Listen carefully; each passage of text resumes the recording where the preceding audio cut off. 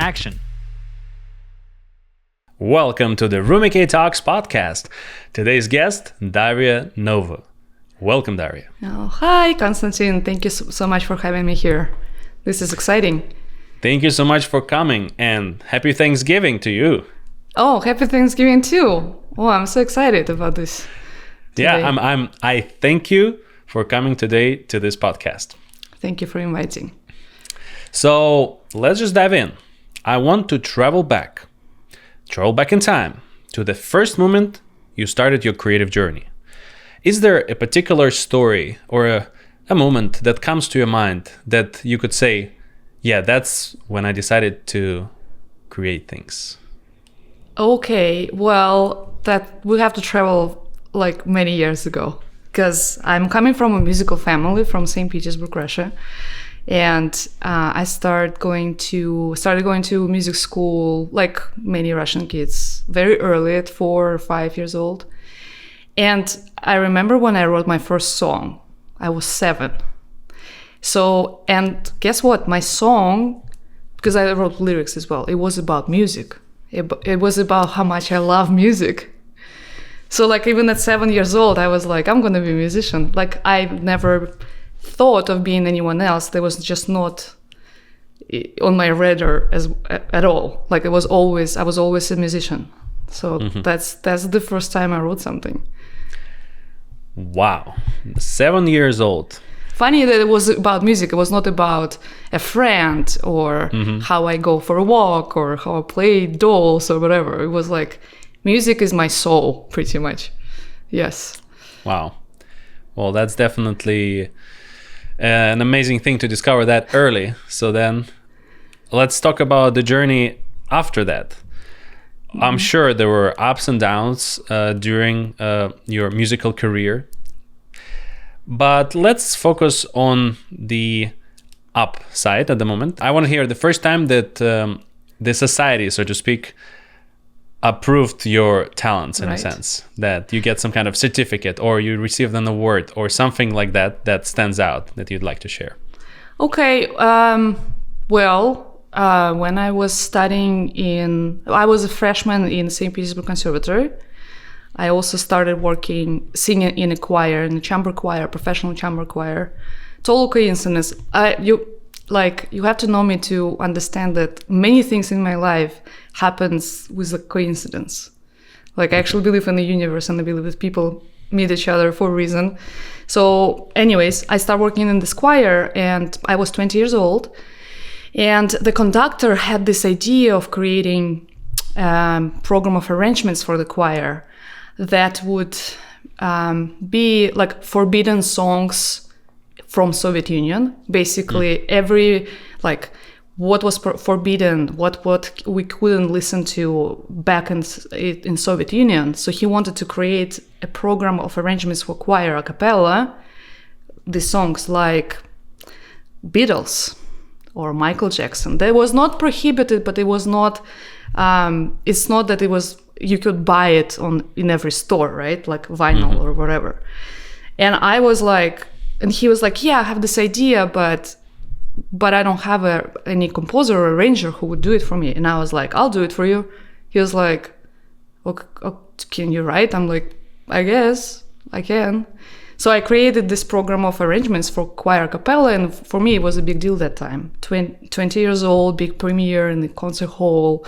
And this is, I think, it's not a certificate, but it was a big impact that time in the city, and many people came to this concert, and then we did another program and another program. So this is how I guess it started for me. And I was just a freshman. I was studying conducting in the conservatory, so I was not a composer major or anything.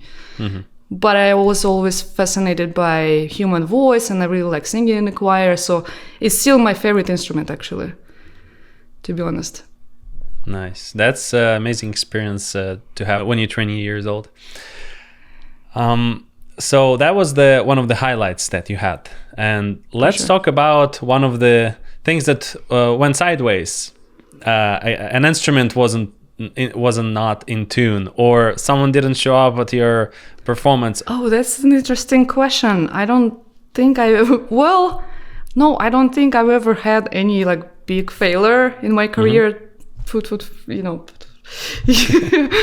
But what I can say is that I was not a good student always, like, well, not always, but back in Russia I was always like, I wanted to create, I wanted to write, I wanted to work, but I didn't want to study that much, to be honest, like, and go to philosophy lessons, like classes, or like history classes. You know, everything I was doing, I just had to pass and like get a grade, but I was not the best student ever. So I was really close several times in the Conservatory of St. Petersburg that I would fail, like several times. But at last minute, I would be like, okay, I'm gonna pass this time. But in my professional experience, it's not that I ever had like a big failure. I'm very passionate about my work. Maybe it will happen at some point. I mean, you know, sometimes you start working with someone and it just doesn't work between you two, but I don't think it's a failure. I think if you were never fired from a project, it means that you don't work. So, yes. What specifically you're passionate about, and like what in music inspires you? What aspect of music that makes you make more music and enjoy music? That's a very good question, and I'm gonna give you two answers. First, of course, storytelling and emotional aspect of it. And when I work and I have this idea about creating something, it's all like I can't ever write just for writing. Just, I'm inspired today, I'm gonna write something. No, I have to create a story for myself, what the song is gonna be about.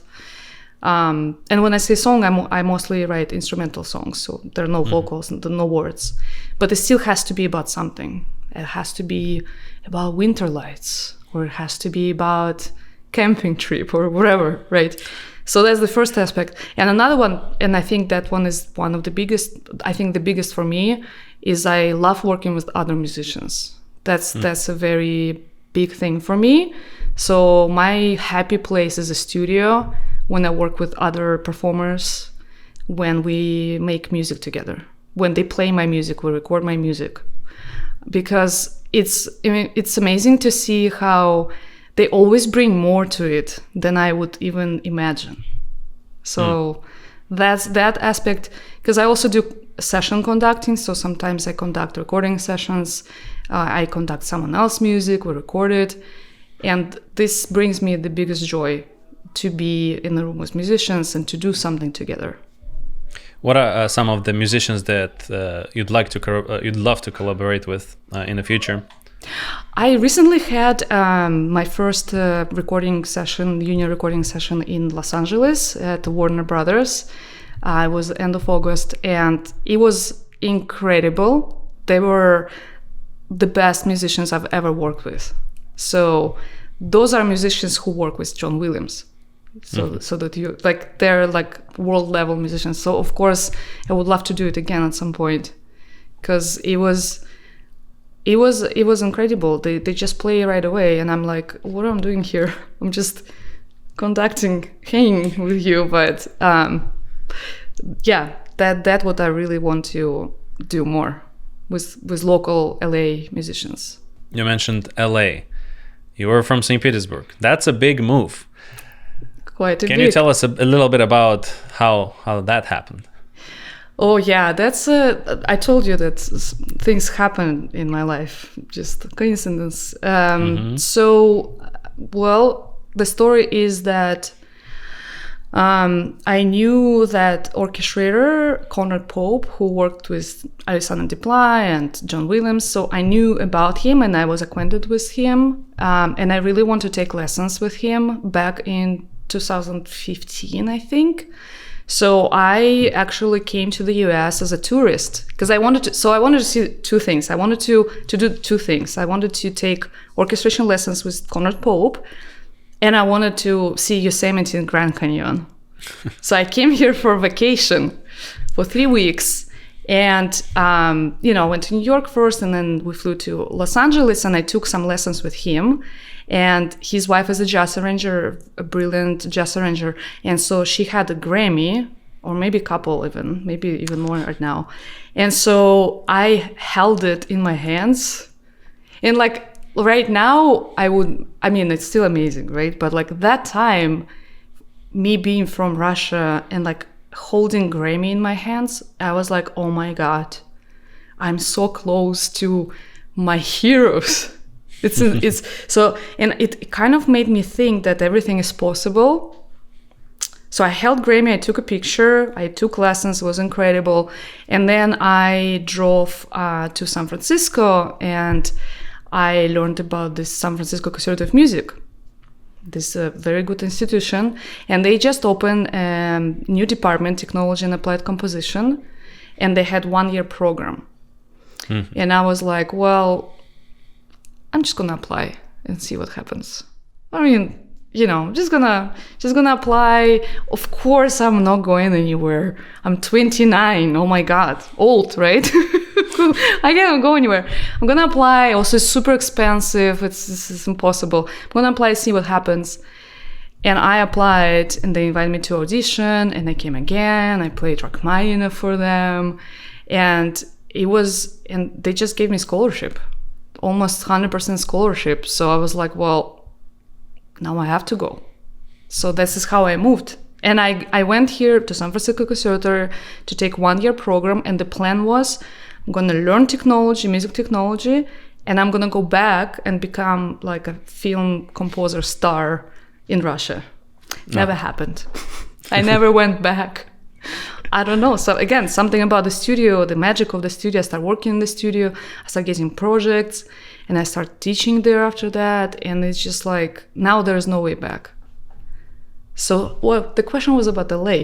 And so I lived in San Francisco for 8 years. And then this year I was like, well, it's time to expand. It's time to move. It's time to move and do more creative work, more music, and more film, actually, because I was doing mostly games in the Bay Area. So I moved almost 5 months ago. Yes. That's an amazing story from St. Petersburg to Los Angeles. Yeah, I still cannot believe the camping trip, brought me here pretty much. So did you enjoy the camping trip? Oh yeah! Oh my God! It was incredible. So it was like the trip was so expensive that I was like, I have to like sleep in the tent for most of the time because it was so expensive for me. No, it was incredible. Yosemite, Sequoia, Bryce Canyon, Zion, Grand Canyon. It was like, yeah, it was what so month? Good. What month? It was end of October and November. It was very good weather actually, surprisingly. Yeah. It wasn't cold? No, a little bit of rain here and there, but no, not bad. Yeah. But also it's cold. Come on. I'm from Russia. There's no cold. Well, I've been there when it was very cold, and we were living in those, barracks without a heater. So we had to sleep in sleeping bags and, and in shoes and everything. Oh, yeah. Winter sleeping bag is this. You must have it. Yes. So, films. I know you worked on The Witcher and One Piece by Netflix, right? What was your involvement in that project? Well, let me clarify for you that actually I didn't work on TV show Witcher, but I worked with Witcher composers when they were invited to Krakow Film Festival to perform music from The Witcher with big orchestra and choir. And I was the person who arranged this, who orchestrated it for the orchestra and choir. So it's basically it's Witcher suite. So I never worked on the TV show. But because I watched the TV show, I actually met the composers because I watched the TV show, because I was so amazed by the soundtrack that I wanted to Google who is the composer. And now we're friends. That's amazing. Because one of the composers, we are actually from the same music school in St. Petersburg. This is again the universe. And then that's because we became friends, and because I started working for them, they invited me to be one of the orchestrators for One Piece. So this is an incredible show. And it was very intense work. We recorded a lot of orchestra, huge orchestra, 64 people or something. It was, it's epic. So for people who might not know what lead orchestrator is, how would you describe what you do for that particular role? Okay, so media composers, film composers, game composers, they write music at the computer, right? So, I mean, maybe some people still write on paper, but I don't think so, because you have to use virtual sample. You have to use sample libraries, synthesizers to create music in a digital audio workstation, which is a software, right? Mm-hmm. And so, but then if you want to record it with real people, we have to put it on paper, and we have to put it in the score. We have to create score for a conductor and parts for the musicians. So then I come and I grab their projects and I figure out how to write it, how to notate it, so that it reflects what they want to hear, basically. So I connect composers and musicians together. I'm not gonna go into technical details of how I do it, but it requires a lot of notation, yes, which I like doing a lot. And what is notation in this particular sense? Well, there is a software, then you can actually put notes, like actual I see. Score, like notes that people can play. Yes. Mm-hmm. That's pretty cool. That's I like this work a lot, because I think my other part of my brain works on it. Because when you write music, it's all creative process, and sometimes it can be very painful too when you're stuck and when you're like, I don't know what to write here. With orchestration, I'm like a translator of other musicians. I'm translate to the language of performers, and it's a very I have to know a lot, and it's more technical work, but I really like it. And also I get to hear all these amazing soundtracks that they write. No one can hear it yet, and I can.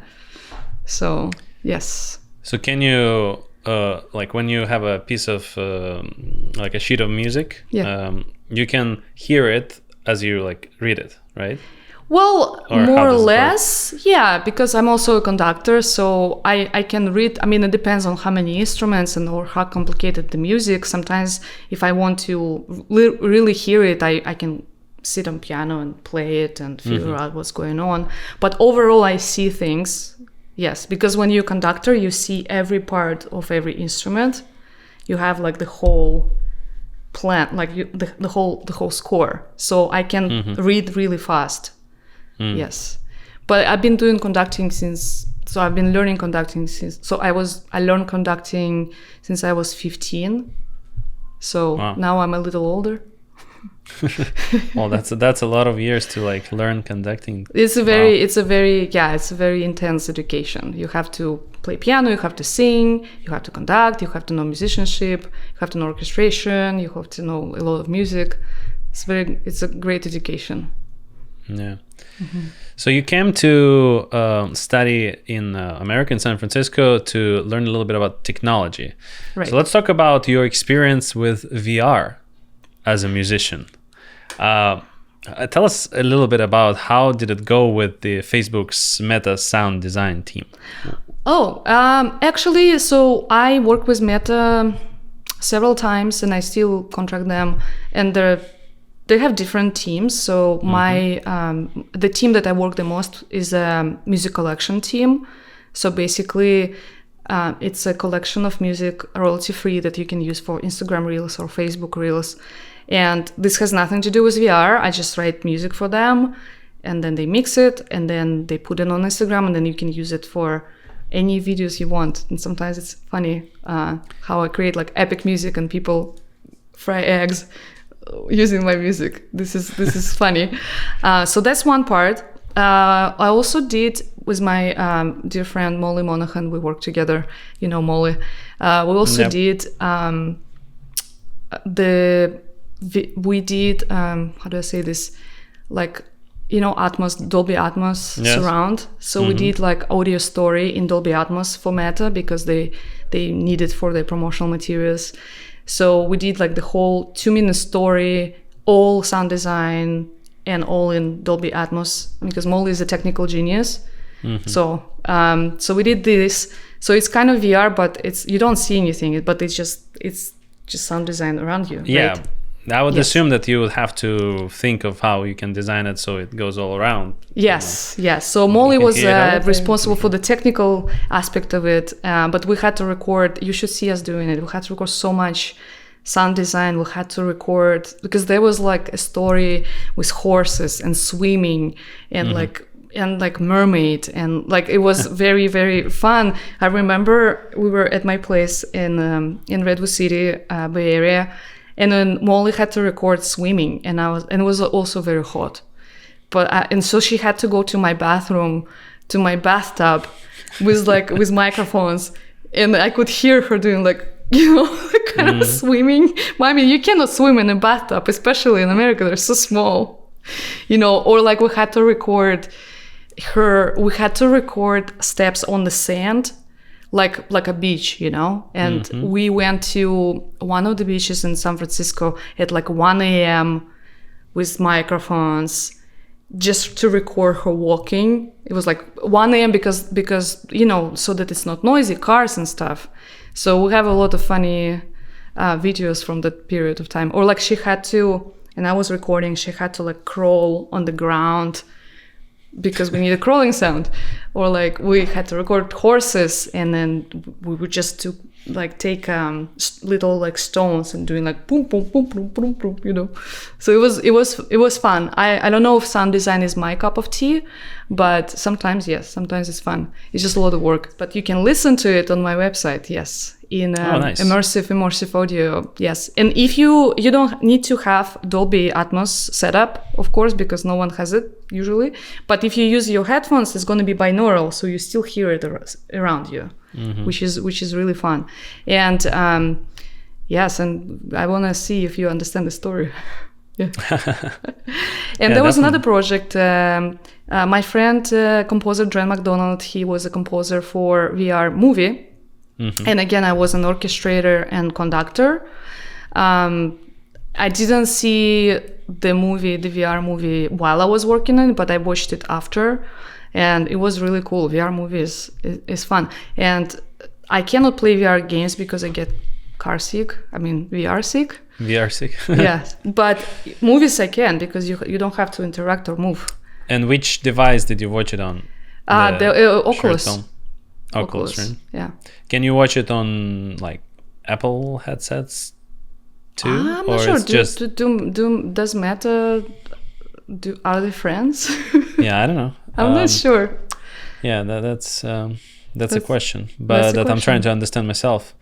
Yeah, because I just recently tried the headset in the Apple Store, and I was pretty blown away by some things that it can do. Some things are like okay, but some things I can see the future going that way. Oh, this is scary. Sure. Do you think we're all going to VR? Well, one thing I like about VR is that it kind of allows us to be together even though we're away. So, for example, in the future, not that far, we probably be able to sit in some kind of virtual movie theater together, even though each person is from different countries, and we can even interact with each other in virtual space as we watch the movie, or like laugh each other and hear each other's laughs as we watch the movie in the virtual space. This is so sad. This is so, you know, back when I think it was my second year here, I actually worked on a prototype of VR gloves. So basically there was like the startup, and then they were working on like, I imagine you like play VR game and then you grab something and you feel that you're grabbing it. So I was a sound designer on that project, but it's also not like sound design. You don't have to hear things, but you have to feel things because of the waveforms. Yes. So it was really interesting I was like, how do I even approach this? So like I was trying to do like a sound for the gloves. Then when you like pet a cat and it does like, you know, so like I was doing some like waveforms to feel like, and you also have to like test it all the time because you don't know if it is going to work. It was interesting. I don't think they ever went anywhere, but it was a gig. You get to experience the cutting edge type of stuff in your field. Yeah. So what are your thoughts on the AI in general in music? or in film industry or music in film. We're going there, huh? Yeah. So I have to tell you that I haven't done any research about AI. I mean, obviously ChatGPT, because I'm not an English speaker. I mean, I'm an English speaker, but it's not my language, so I use it for text or whatever. But musical AI, someone recently sent me, someone like not musician, was kind of interesting. He sent me 14 songs that AI wrote for him. So basically he wrote poetry, and he was like, I'm gonna make an album. So it was all AI. And he basically sent it to me. He was like, so I like the result, but it sounds a little like cheesy. I think I need a real musician to fix it. And I listened to it and I'm like, that's gonna be very expensive to fix. It's just like, it's sounds so generic. Make it from scratch. Well, yeah, it's like, it sounds, well, the voice, because it's not a real voice, it sounds very glitchy. I don't understand the words, but it's also so generic. It's so generic. So if we want to improve this, and he's like, I spent like $10 for like 14 songs. Now, and then he was like, now I have budget $1,000 for 14 songs. And I'm like, even a student cannot, so you have to hire someone to figure. It's just like, I don't know. It was not a good. I mean, it's a fun test, but it's not a product. Or I listened to recently, AI wrote like a Vivaldi track, like a Baroque Vivaldi kind of, and I don't know. Maybe for non-musicians that can work, but for me, I'm like, this is so like no. This is like so no. But I know maybe it can do like beats or stuff, something like this, beats in country music. And I know there are like mixing and mastering tools. So I think as a help to composer, like composer's tools, probably it will work at some point. But as for now, I don't think there is anything that can replace us. Well, I know for a fact it's getting advanced, and a lot of people use it as a tool to help them generate ideas and then kind of like remove the mechanical aspect of work, and so that to allow it to focus more on creativity. Like, for example, in the visual world, I was interviewing a concept artist who an Emmy winner, and he said that for some projects he uses AI to kind of like create sort of like a sketch that then later he can build upon and improve and make it his own. So that's one use. In music world, I've heard the use, if you heard musicians Flavor Flav, he designed a song. Basically, he's an American singer, and I think it was Korean. So he used AI to mix his voice with a Korean singer voice so that the final track sounds like him singing in Korean. Well, it's a tool, right? Yeah. It's a tool. I mean, he still has to write a song, and the song has to be catchy, and there should be arrangement. I think as a tool, I'm sure there will be more tools for us. Like maybe I write a theme, and then I need like variations, or I need like this theme, but calmer, or like this theme. But that could work probably.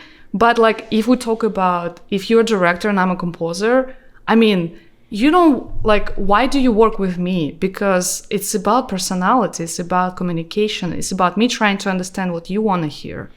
We work with people, we work with humans. So like, I don't see this coming, hopefully. I mean, because with directors or filmmakers or producers, it's just sometimes they don't know what they want, or sometimes they know what they want, but it's hard for them to explain.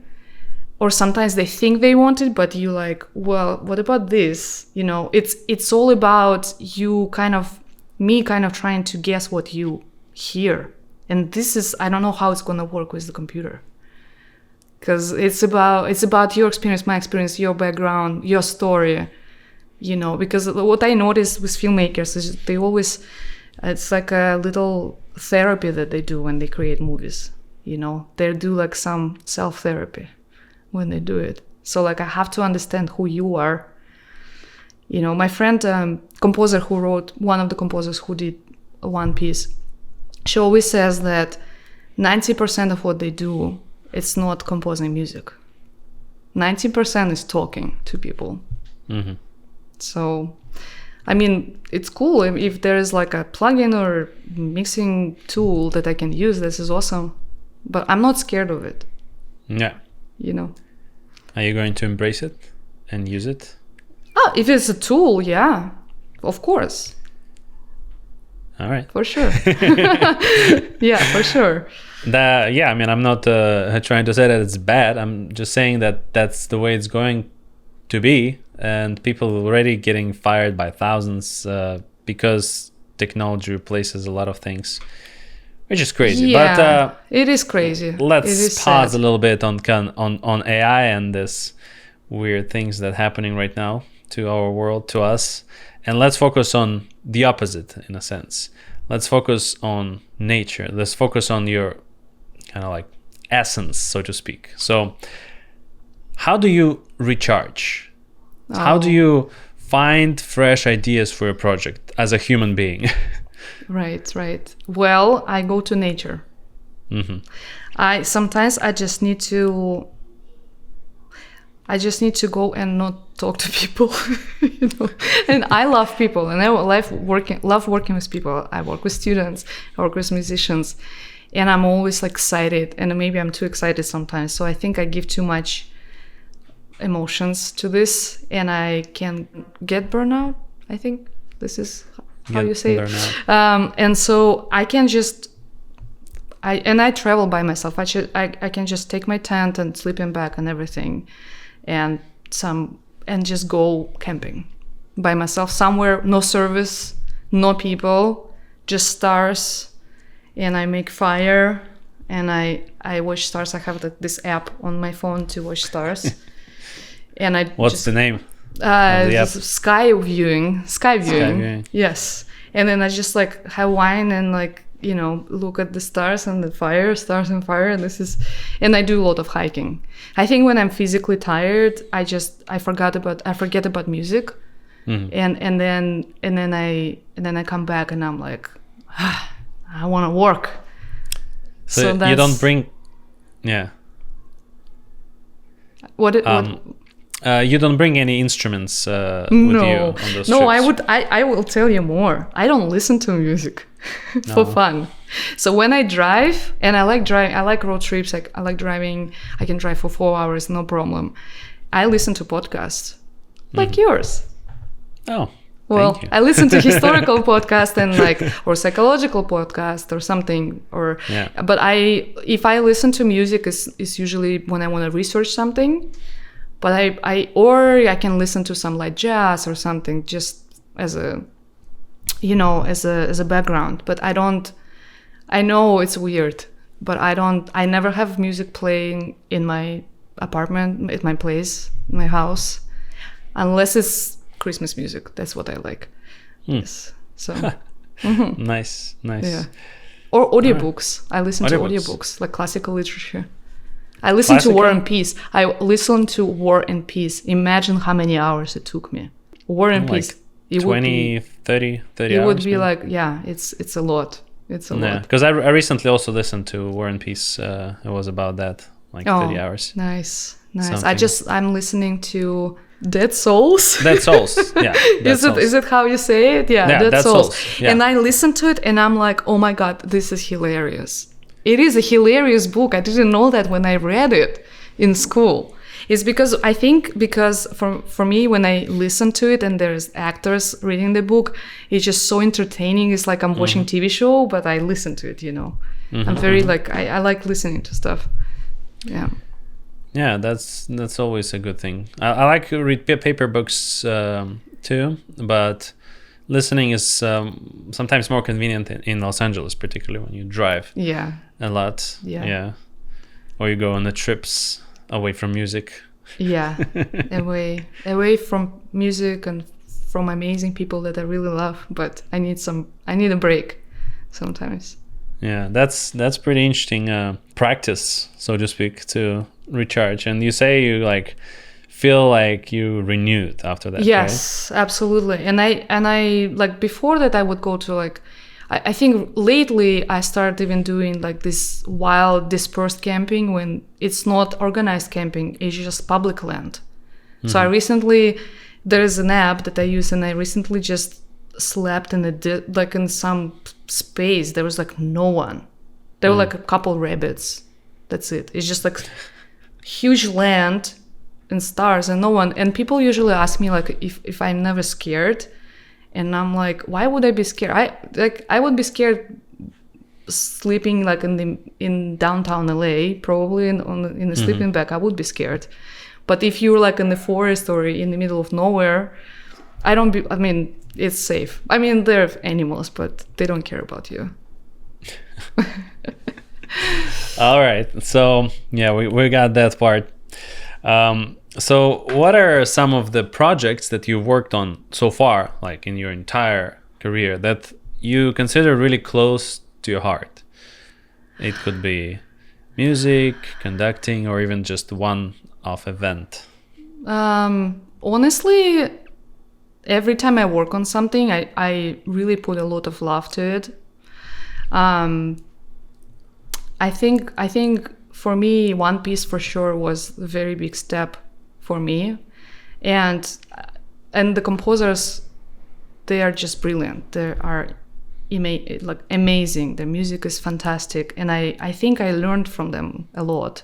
And we're also close friends, so I think this project was very, very important for me. And I would not be able to do this project without my team, so I also gather a team around me. Some of them are my former students, some of them my current students, some of them just my friends. So that project really helped me to figure out my process like on a bigger scale, because it was a bigger project, and now I'm ready for bigger things. And I want to do big things, but I also like doing small things, like short movie, you know, my first ever short here in America. It went to as a film festival, I think. It was just like a very cute short film, and it was just, you know, very beautiful story. It was also funny, and you know, yes, there's no big budget, but it was still beautiful. Yes, so I think honestly everything that I worked on, it's just like I put a piece of my heart in it. I don't know, it sounds cheesy, but it's true. I really love what I do. No, that definitely shows, for sure. Oh, thank you. And like another thing is I teach students in San Francisco Conservatory, and that's a very big part of my life too. Because I'm very passionate about teaching. I teach composers for media, and I really care about my students, and I want them to succeed, and I always try to help them and get them gigs or internship or anything. And when they succeed, I feel I belong to their success. You know, like I play a role in it, and it's amazing. It's an amazing feeling that I'm doing something meaningful for people. Yeah. What is one of the biggest lessons you've learned while working and, I guess, studying in America in general? Okay, yeah. The biggest lesson is that people want to work with good people. I don't know. I mean, it should be obvious. But in my mentality before I came here, it was not always like a thought. So I think it's not enough to be a good professional and know your craft. That's a given. You have to be good. But this relationship between people in this industry, and I'm sure in other too, is very important. Because it's also very competitive, and people want to work with people that they like, 100%. So work ethic and being a nice person and being a problem solver, and not being difficult and not being, you know, like, oh, like, what do you want? Like, arrogant or anything. Like, I really learned that lesson for sure, that you have to be a problem solver. Okay. Feature films versus TV shows. Which one do you think is better as a job? Let's say as a composer, musician, and what do you think is the future of both?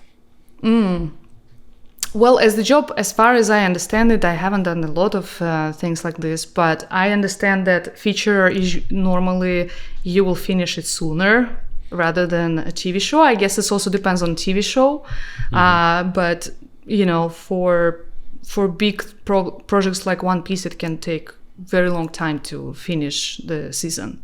To do like, you know, orchestra and stuff. So with feature, I think it's just faster to do it. I would like to do everything. So I did TV shows back in Russia, and I know that it's a little different because, you know, you can, it depends on the show, but usually you can just write themes for several episodes, and then you can recycle the themes, like a lot of them, and adjust it so it's a little easier. Did I do a feature there? I did. It's a little different, yes. But the future, I mean, I can only talk about personal experience. I mean, for me, it's easier to watch TV shows because it's like shorter genre, and you think like, I'm just gonna watch one episode. It's just 40 minutes. Of course, then you watch 6. But for the feature, for the film, it's like, for me, it has to be the whole process. I'm gonna watch a movie. This is like 2.5 hours. You know, I have to dedicate all this evening. You know, I just watched Substance a couple weeks ago. I watched it too. My god! Oh my god! Oh my god! It takes you where you want to go, and it takes you some more. And no, my mind was blown. I was like, this is so intense. Yeah, that's pretty much what the movie is about, because you think it's crazy, and then it gets crazier, and you think that was crazy, like, and then it gets even different. Right? You're like, wait, what just happened? Yeah. And actually, I watched it because you recommended it, so I dedicated evening, you know, and then I bought popcorn, and I was like, I'm just gonna watch it, and then I was like, oh my god. Were you watching it like at night or during the day? It was election night, actually.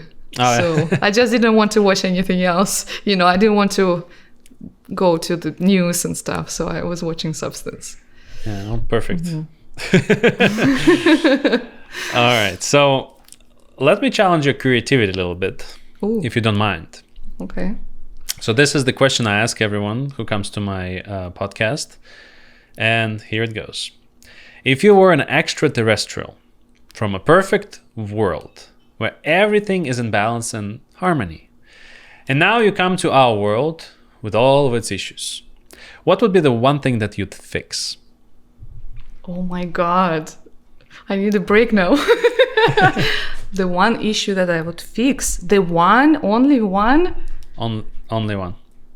I mean, can I fix the hunger? I don't know. You can fix whatever you want, but you have to pick one. I have to pick one. No war. That's no war. That's Good. the issue that I would fix.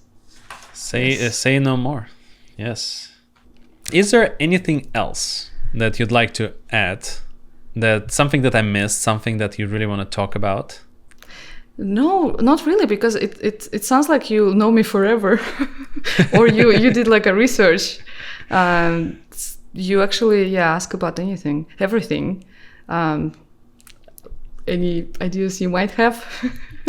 Well, I'm curious, what advice would you give to musicians? So since you're a teacher, what advice would you give someone who just graduated, let's say, from Berklee School of Music or any other institution, with a big or small, and they're just starting out and they're having trouble finding work, and they have to take some works that are not related to music? What advice would you give to people who are just starting out? That's a very good question. First of all, taking the work that is not related is totally okay, and you should not be ashamed of it. It's expensive here, very expensive.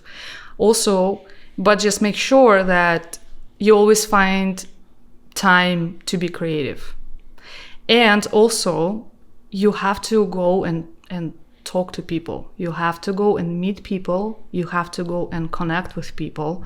And it sounds like an obvious thing, but you have no idea how many students they just don't. Well, we can call it network, but let's call it like just meeting people and talking to people, and they don't do it. They're shy, or they feel awkward. And I know I went through this. I still feel awkward a little bit sometimes, but that's the reality. You have to go and you have to talk to people. Just go and ask them about their work. People can talk about their work or the instrument or the music forever. So just ask and do research, reach out to people and do it all the time, and be a nice person, listen to a lot of music, analyze a lot of music, play instrument. I mean, you name it. I mean, write music, read music, play music, connect with other musicians. And really, it can be really frustrating when you just graduate and you don't have anything. But you will have it. If you do this every day, and then a month, and then 2 months, 6 months, 1 year, at some point, it will work. I strongly believe. Yes. It can be frustrating, but you cannot lose hope. How do you stay hopeful? What are practices that you do apart from going into the wild to make sure that you don't lose this shining star that you're chasing? Yeah, that's a good question. And sure, I'm a human, so sometimes it happens when I'm like, when I didn't get this project or this project was canceled, and I'm like, but I'm very lucky because I have amazing friends in the industry, in my industry, and also like in film industry, filmmakers. So I just talk to them, and it's okay to ask for advice. It's okay to be sad with your friends. We are humans, so it's okay to ask for help. So that's what I do. You can dance it out too. You can just dance. Go dance. Or, very important, physical health. Go to gym. No matter what happens, you go and you squat. Do squats. Yes. That helps. Awesome advice. That helps. Focusing on your body, it really helps. Because then this spinning thing goes away a little bit. Physical exercise, also because we sit all the time at the computer. It's just like, I can play instruments like this. So gym is important for mental health. Very important. Yeah. All right. I took notes. I'm gonna do at least the squats. The squats. Yes. Do the squats. All right. So, obsession of the week. This is the question that I asked towards the end of the interview, and it's something that you've been obsessed with last week. Something that was just occupying your mind, and can be as simple as brand of toilet paper, or it could be something more unique, like I got this tripod. This is like a tripod that you put in your wallet. Wow. And it's for the phone, so you make it as a constructor, you turn it, boom, and then you have a tripod, and you put your phone, and you can put it anywhere. Okay. But it doesn't have to be a technology, it can be a book, it can be anything. Well, I want to cut my own Christmas tree. So I was researching about it. I want to go to forest and cut my own tree. Like a chop a tree? Wow. Chop a tree, yes, chop a tree. So I've been thinking, I was like, can I do it by myself? Because when you buy a tree, they put it into this, they actually pack it and then put it in your car, and then it's still a problem for me to bring it to my house, but I wanna chop it myself. There's something very cool about it. I don't know. You can buy a license for $10. I don't know where I'm going yet to do it, but I think I'm gonna do it. And my landlord, he's a handyman, so I'm gonna borrow a saw from him, and I already ordered like a holder for the tree. And and then someone recommended me I need like a blanket so that I can wrap the tree into like a heavy blanket so that it's kind of can fit in my car. Yeah, I'm gonna do it. I think I'm gonna do it, and I'm gonna make a reel out of it and post it on Instagram. Definitely do that, and I'm gonna repost it on my story. Like it's I don't know. I tell you, like I like these analog things. I like camping. I like making my own fire, making food, like in camping, doing everything by myself. Yeah. There's something about connecting with. I mean, I know it's chopping a tree is not. It's kind of set for the tree, but I don't know. There's something about it, something physical about it that makes me excited. So I'm gonna do it. I think I'm gonna do it on Sunday. Wow. Yes. That's crazy. I'll let you know how it goes. Yeah. Hopefully there is service there. I'm going the easy route. They just opened literally like a tree farm market right next to my house, which is insane, like walking distance. So I'm gonna just walk. I'm gonna get it and bring it without the car. Sure, that works too. I did it all the time before, but now I want to chop it. Yeah. The only one thing that I remember is that it's really hard to compress it without that special device. So you have to really think about that part. We'll see. I mean, I go to gym, so I'm strong. All right. So Daria, how can people connect with you? Where are you on socials? What's the best way to reach you or find out about your work? I have Instagram, Daria Novo Music. You can connect with me there. I've been doing more consistent posting lately because I think it's important. You can find my music on Spotify, Daria Novo. You can go to my website, darianovo.com. Yeah, so if you just Google Daria Novo, I mean, I'm sure there are not a lot of us in Los Angeles. Probably just one.